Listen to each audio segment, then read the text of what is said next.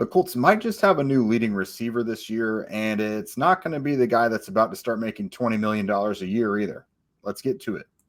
You are Locked On Colts, your daily Indianapolis Colts podcast. Part of the Locked On Podcast Network, your team every day.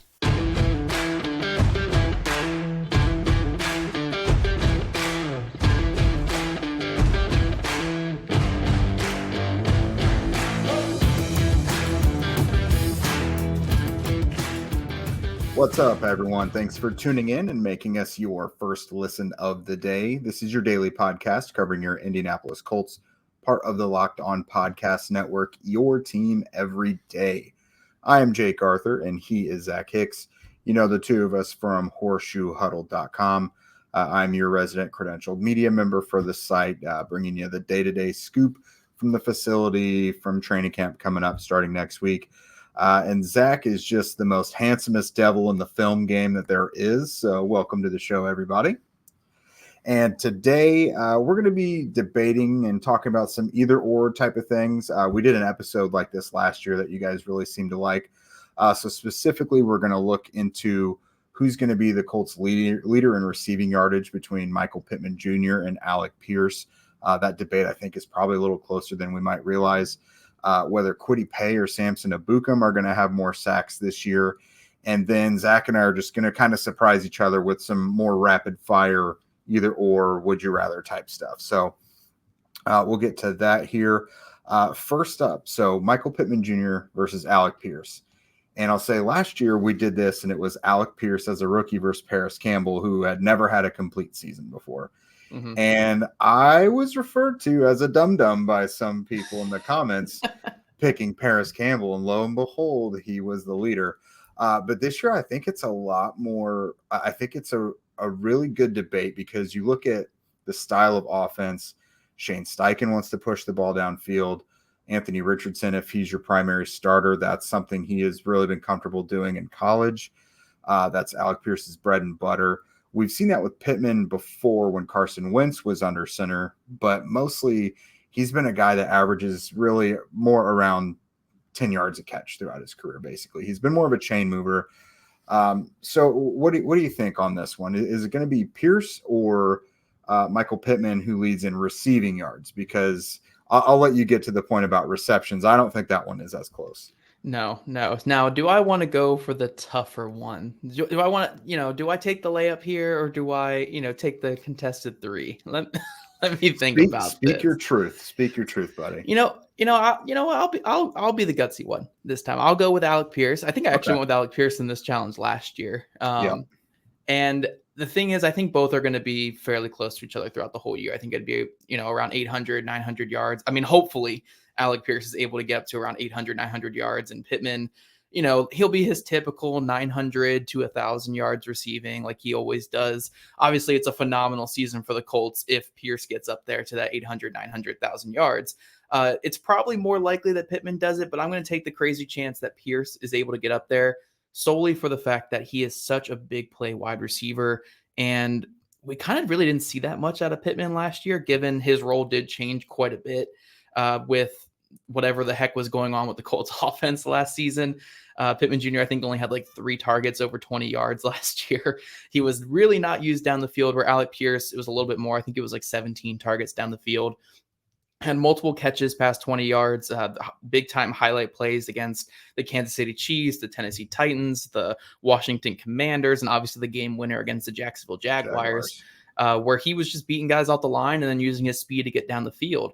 Now you insert a quarterback where if Anthony Richardson's starting the entire season, that quick game is not going to be as efficient as it was last year. So that kind of hurts Michael Pittman Jr. But the deep ball game might be a lot more efficient and a lot more plentiful. There's going to be more targets down the field, a lot more opportunities for a player like Pierce, where, yes, I think Pittman Jr. going down the field can be pretty effective as well. But this is Alec Pierce's bread and butter. Get him on that backside, 3x1 sets, throw the jump ball to him, let him go up and get it, let him outrun players. And that's what Anthony Richardson's going to be good at from day one.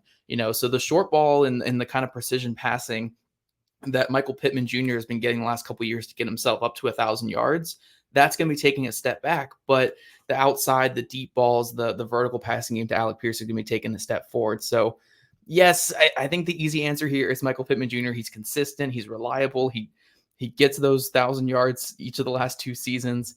But Alec Pierce, I think, is in for a big-time sophomore jump. I actually just talked to him today, on a 20-minute phone call. Really, really good things. I liked a lot of what I was hearing and kind of what his process is this offseason after last year. And yeah, I think if they really do get this vertical passing offense like we expect, we get that going with Anthony Richardson, I think Pierce could surprise some people and be close to a 1,000-yard wide receiver in year 2. I think it's pretty likely. I don't think it's something that's really far-fetched. Like I asked Reggie Wayne about Alec Pierce back during the spring and OTAs and stuff, and he had a lot of really good things to say. Just mainly, obviously his body, he's getting more of an NFL body. He's like filling out a bit. He's added some muscle. But Wayne said just his attitude, like he just seems a lot more comfortable. He's not worried about being a rookie and like fitting in and doing this and that. Like he's one of the guys now. He is comfortable. He's just in it. And I think when it gets to that point for young guys, that's one reason you see such big jumps from some guys in year 2. So yeah, I definitely wouldn't be surprised, especially you consider he should be a guy that averages about 15 or so yards per reception by season's end. So he's definitely not going to finish with as many receptions as Pittman. But he's probably going to get a lot more deep ball opportunities. And what we've seen from Pittman before with the downfield stuff, especially with Wentz, he did have a lot of downfield wins, but they were mostly like contested catches. He wasn't beating guys off the line and leaving them 3, 5, 6 yards in the dust, So he's winning those contested catches. And I would think someone like Anthony Richardson should be able to lead a receiver a little more downfield. So maybe we don't see that as much from Pittman, but with Pittman, you just obviously look at the volume. Like he's going to get the most targets, just in these last 2 years since he's been the leading receiver. He averages 93.5 receptions for 1,003.5 yards and 5 touchdowns. So those are leading receiver numbers on most teams. It's the Colts aren't the Eagles where they have A.J. Brown and Devontae Smith both having 100 catches and 1,300 yards, whatever.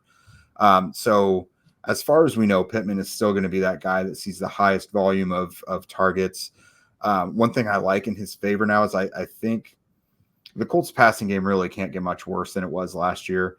And I think it really can you say it can? I don't know that it can. We said that going into last year after the Carson Wentz thing, though. Yeah, but Carson Wentz wasn't like a corpse of a quarterback at that point, But yeah, different show. Rewind. We've had shows talking about that before. But no, I think the Colts are going to have more threats in the passing game to take attention off of Pittman. Like last year, it seemed like if the defense was taking the passing game seriously at all, it's okay. Michael Pittman is obviously the biggest threat here. Now, if Jelani Woods has any sort of coming out party and is more involved in the offense, you have to worry about him. There's Josh Downs, Pierce, obviously. I just think there's more guys to have to worry about. And while that does take more targets away from Pittman, probably it takes more coverage away from him as well. So just assuming that he's going to still be the leading target because he's dominated those the last 2 years. It's not been close. Like that's why I don't think it's a question right now about targets. So I think that's the easiest reason why is just he's going to be the leading receiver. And I think the downfield passing game will work a little better in his favor because it was really non-existent for him last year. So the passing game in general should just be a little more lively. His downfield shots, even though they're probably going to be more contested and not leaving guys in the dust, I think that might be a little more successful. And like you said, though, I think it'll be pretty close. I don't think Pittman is going to have some huge gap in between his stats and Pierce because I really do like Pierce's fit with Steichen and with Richardson. But I think Pittman is just really the easy answer. Yeah. I kind of said Pierce for the sake of this argument here, but I will say I think it's more likely in Pierce's year 3 we start seeing him push more on Pittman's yardage number and overall production there.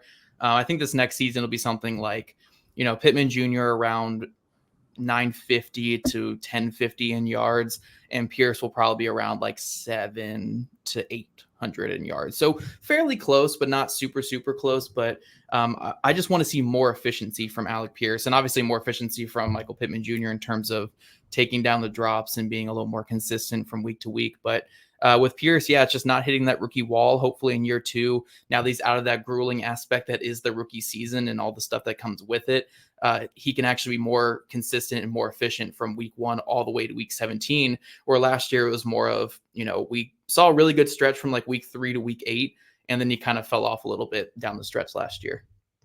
Yeah, definitely had that rookie wall there. Watch, we say this, and it's going to be Jelani Woods or Isaiah McKenzie somehow. There we go. But so here coming up next, we're going to talk about the defensive side of the ball. Who's going to have more sacks from the bookends? Is it going to be Kwity, Paye, or Samson Ebukam? But if you're like me, this conversation in general is just really getting the fantasy tingle going. You know what I mean? And so it's time to talk about a little fantasy football because, I mean, I'm sure some people are already having their drafts. And our partners over at eBay Motors have teamed up with our very own Vinny Iyer from Locked On Fantasy Football to bring you guys some of the best fantasy picks each week all season long. Again, whether you're prepping for drafts right now, scouting the waiver wire already in dynasties, whatever, they've got you covered right here. So with all that underway, Vinny has actually picked out someone for us on this week's eBay Guaranteed Fit Fantasy Football Picks. He's going to give us a little secret, little smash and dash of what you can do in your drafts here. If you guys are looking to make a smooth turn in fantasy snake drafts, which means last pick in a particular round, first pick in the next round, the perfect 1-2 punch this year is going to be the Colts' very own Jonathan Taylor, followed up by the Browns' Nick Chubb. So everyone knows in fantasy, if you don't get a running back within the first couple of rounds, you're probably hoofed when it comes to having a leading running back, and you might as well go 0 RB at that point. But if you can come away from the first 2 rounds with Jonathan Taylor and Nick Chubb, you don't even have to worry about anyone else until the mid to late rounds after that, really. So when it comes to Taylor and Chubb, Taylor's a perfect rebound candidate and a more run-friendly overall offense with the Colts. And Chubb is also set up to dominate with more of the combined workload in Cleveland. No Kareem Hunt to Ernest Johnson. That is all Nick Chubb's bag now. Vinny from Locked On Fantasy is going to help you guys win your championships.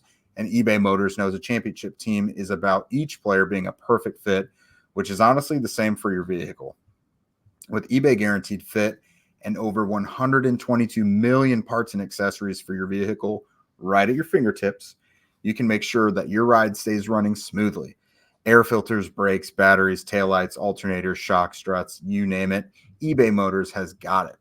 And they'll make sure that it's the right fit for your car because eBay Guaranteed Fit helps you understand exactly what part you need for your vehicle the first time. So go forth, switch gears, crank that AC, and say goodbye to sweating in your ride when it needs a little fixing up, because now you know that you'll always be set up for success from the get-go. With eBay Guaranteed Fit, everything your vehicle is calling for is just a click away. For the parts and accessories that fit your vehicle, just look for the green check. Get the right parts, the right fit, and the right prices at ebaymotors.com. Let's ride. eBay Guaranteed Fit, only available to U.S. customers. Eligible items only. Exclusions apply.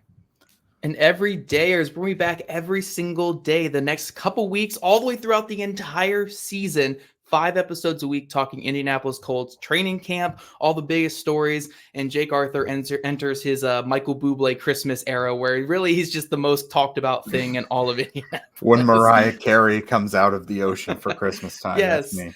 That is Jake in Colts training camp, and all you wonderful everydayers are going to want to set your alarms bright and early all throughout training camp to get the news, updates, and analysis. All right, Jake, so we're getting on to our next topic on today's show, where we're debating Kwity Paye versus Samson Ebukam, who's going to get more sacks. And I think what's really interesting with this conversation is we're not really debating pressures. We're debating sacks. We're debating the Yannick Ngakoue pinnacle of stats right here. The only stat that matters. That's it. for Yannick Ngakoue, the sacks. That's the only thing that we're looking at here. So I'm personally going to go with Samson Ebukam for this, and we can debate this one out a little bit because when you initially brought up the topic for this, you had Kwity Paye against DeForest Buckner, and I was like, no, let's make this interesting. Samson, you got to Ebukam. get your guy, yeah.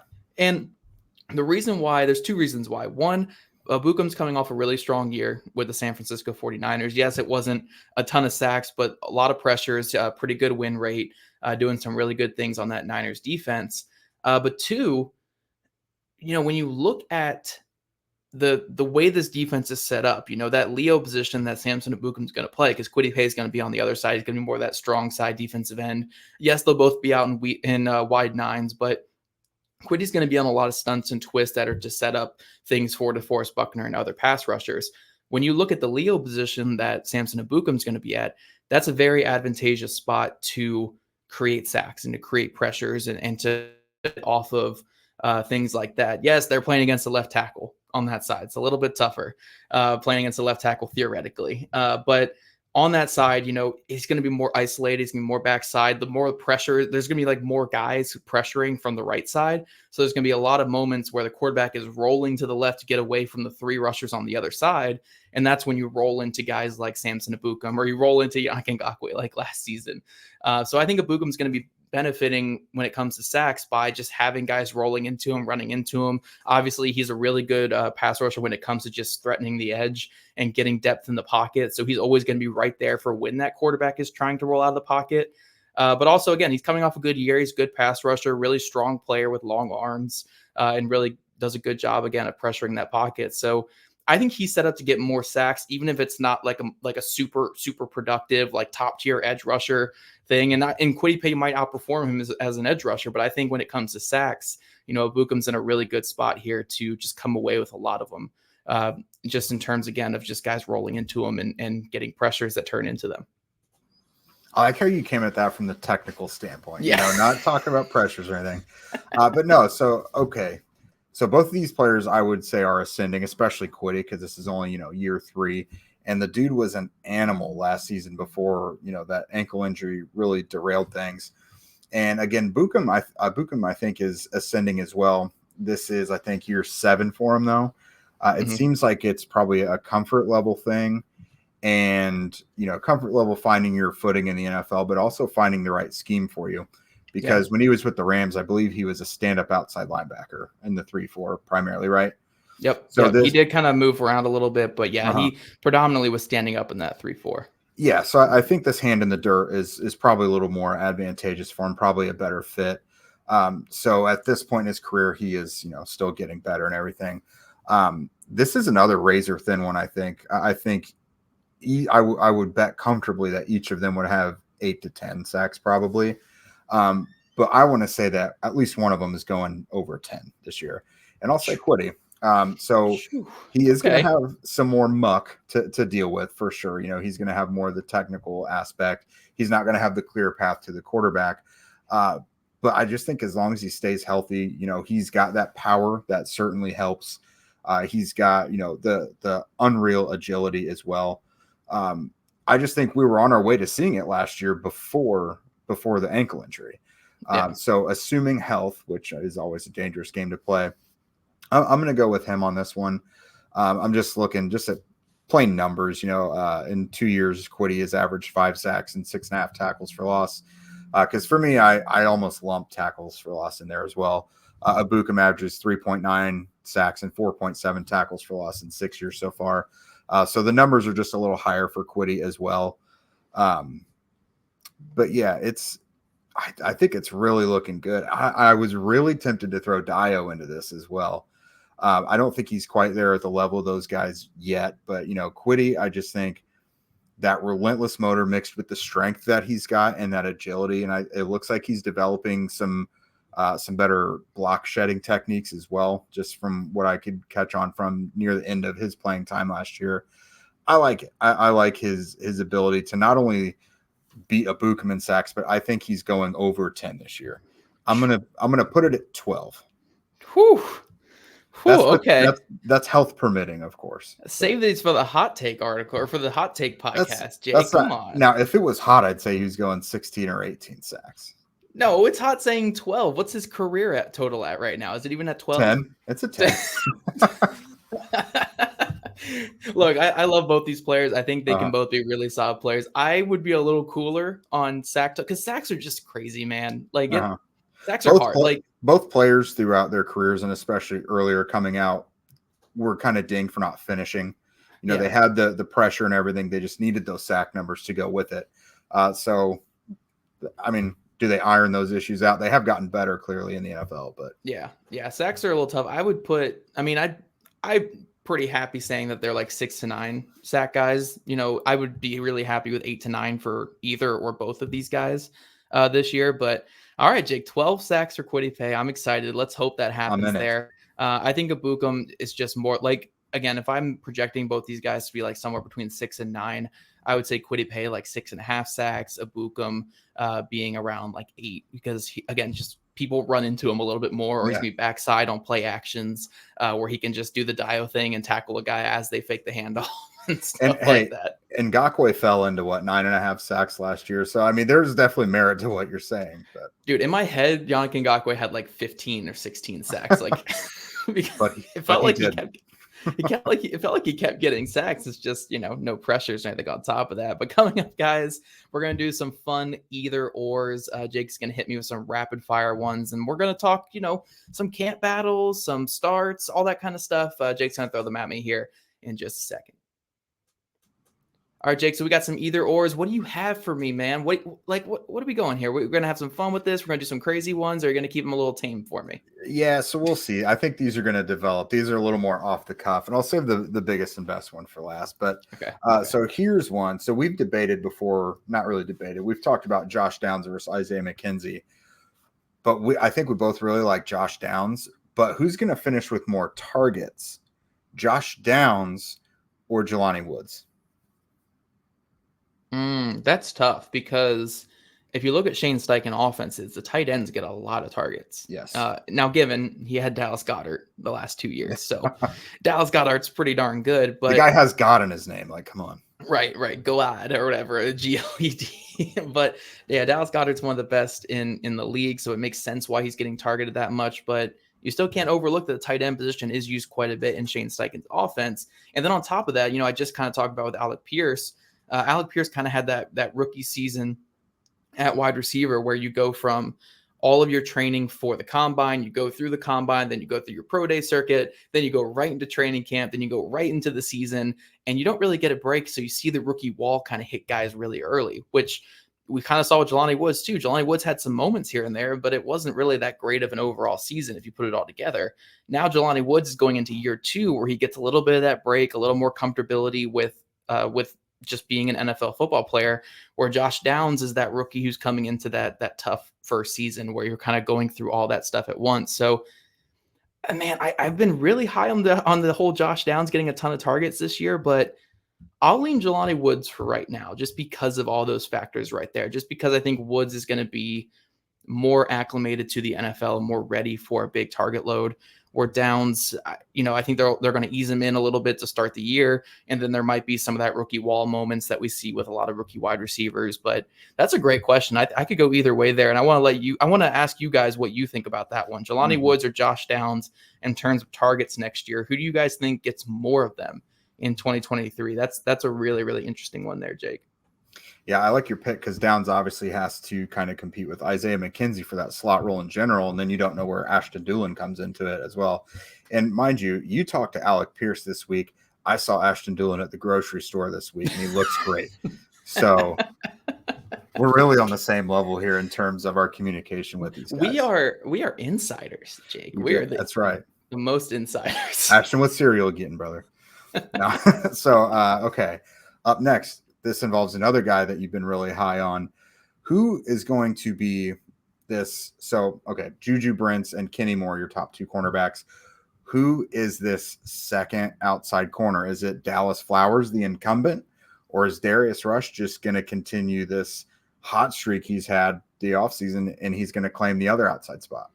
Yeah, I think it's going to be Darius Rush here, even though, again, they're going to be fairly similar in terms of draft, like what was allocated to them in the draft. We're talking about a day 3 guy versus an undrafted free agent. So it's not like the Juju Brents thing where Brents is going to get that first shot just because he's a higher pick. Darius Rush is kind of on even playing field as Dallas Flowers, but from everything I heard in camp so far and everything that I know that you were at a couple of those practices, he was a little banged up for some of them, but everything I've heard is Darius Rush was among the Colts' best overall players, not just of all the rookies or the best. I mean, I heard he was the best player in all of rookie minicamp. But then when he was actually moving around with the actual team, he was looking like one of the best overall players on the roster, making a lot of plays on the ball, getting after it, looking super athletic, super long. And then when you look at, what Gus Bradley really wants in his cornerbacks, he wants a cornerback that looks like Darius Rush more so than one that looks like Dallas Flowers. Dallas Flowers is a bigger guy too. Like I think he's like 6 foot as well. Like he's not this small corner, like 5'8" or anything like that. But Darius Rush, you're looking at 6'2", 205, 210 with super long arms, runs that 4.3. Like that is a Gus Bradley type of corner, a guy that you can trust on an island to turn and run with wide receivers and not need that safety help over the top. That's exactly what he can do. So if he continues what he's been doing so far and winning over coaches and winning over anyone who's watching any of these practices, like it's going to be impossible to keep him off the field. I really think he's going to go into camp and earn that spot. And Dallas Flowers, he'll settle in as a quarterback 4, quarterback 5, and as a or as a punt returner and stuff like that as well. So Flowers will certainly have a role, but I think Darius Rush is going to earn that other outside cornerback spot in camp. I like that one. I was bummed he had that hamstring injury because I did want to see him out there for mandatory minicamp when, what's he going to look like against those other guys? Unfortunately, did not get to see that. So this other one here. So let's see. I want to involve Nick Cross. Okay, so who is going to play more snaps? Okay, Jalen Jones or Nick Cross? Because Jalen Jones also had a really nice spring, and that we've seen. Now we know Gus Bradley's willing to tinker a little more with these safeties now, I think. But if you're not one of the top 2 safeties, you might not see the field. So who's going to have more snaps, Jalen Jones or Nick Cross? I know which one we prefer. Yeah. Which one would be better for the Colts organization? It would be Nick Cross playing well enough to get those full starter snaps, to take over for Julian Blackmon, and then you get a young, super athletic safety that's on his rookie deal rather than having to pay a Julian Blackmon and letting him, test the market after the season. But man, I think because they rotate corners a lot more and because there's so much more uncertainty at corner, because even if we can all sit here and say that the safety position on the Colts roster is not like phenomenal, it's still better than most of the position groups on the roster just because you have Rodney Thomas, who's played really well last year, Julian Blackmon, who has played well for a couple of seasons at this point. Like you feel pretty good about those 2 players. And like you said, they don't really rotate the safeties out too much on this team. So you can't really count on Nick Cross just coming in as much as a 4th or 5th or even a 3rd corner. I mean, who knows if Jalen Jones has a great camp and wins out that 3rd corner spot. So I'm going to go with Jalen Jones, but unfortunately, I think when we're looking at this one, it's going to be like 100 snaps for one guy and like 80 for the other. Like it's really not going to be a ton for either of these guys this year, but I'm going to lean into Jalen Jones just a little bit because there's just more rotation at corner and a lot more uncertainty at the cornerback position right now. Yeah, that's one on paper where it seems like you would easily say Nick Cross, but practically because of rotation, it just makes more sense for it to be Jones. And I will say, like, we know who the starting safeties are going to be. If Blackmon and Thomas are healthy all year, I would like to see them find a way to get Nick Cross involved defensively somehow, as long as he earns it, of course. Yeah.